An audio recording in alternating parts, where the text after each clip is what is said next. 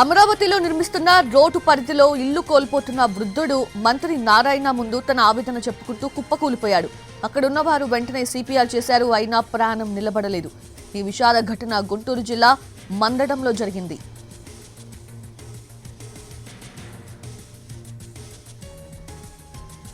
N8 road alignment లో ఇల్లు కోల్పోతున్న వారితో మంత్రి నారాయణ, ఎమ్మెల్యే శ్రావణ్ కుమార్ సమావేశం నిర్వహించారు.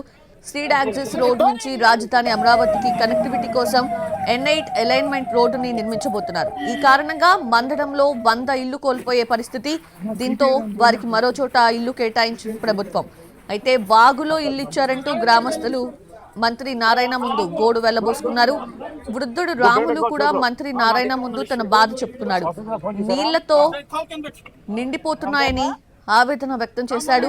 తమకు ఇల్లిచ్చి బొచ్చులు పట్టుకుని అడుక్కోవాల్సి వస్తోందని మండిపడ్డాడు. అధికారులను అడిగితే మంత్రి నారాయణ ఆర్డర్ అని చెప్తున్నారని అన్నాడు ఆ వృద్ధ రైతు. తీసుకోండి, మాకు ఎక్కడెక్కారంటే శ్రీరాజు పొలాలు ఇచ్చాం.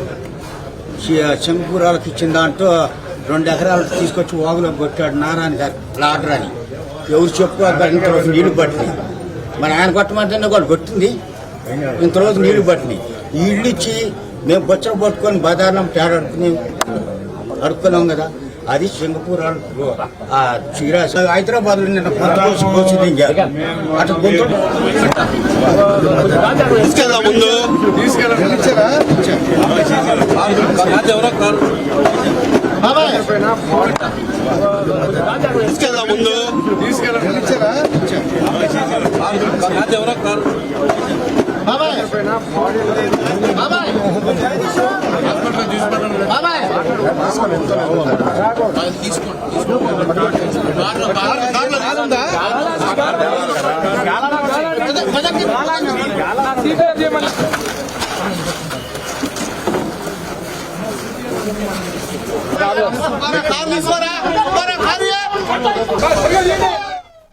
అయితే మంత్రి నారాయణతో తన ఆవేదన చెప్పుకుంటూ అక్కడే కుప్పకూలిపోయాడు.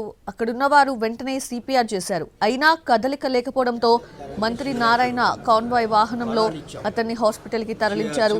అయితే అప్పటికే రాములు మృతి చెందాడని వైద్యులు తెలిపారు. ఇప్పటికే బైపాస్ సర్జరీ జరిగినట్లుగా స్థానికులు తెలిపారు. తీసుకోండి, మాకు ఎక్కడెక్కారంటే శ్రీరాజు పొలాలు ఇచ్చాం. శంకురాలకు ఇచ్చిన దాంట్లో 2 ఎకరాలు తీసుకొచ్చి వాగులో కొట్టాడు నారాయణ గారు లాడర్ అని. ఎవరు చెప్పు ఇంతరోజు నీళ్లు పట్టినాయి. మరి ఆయన కొట్టమంటేనే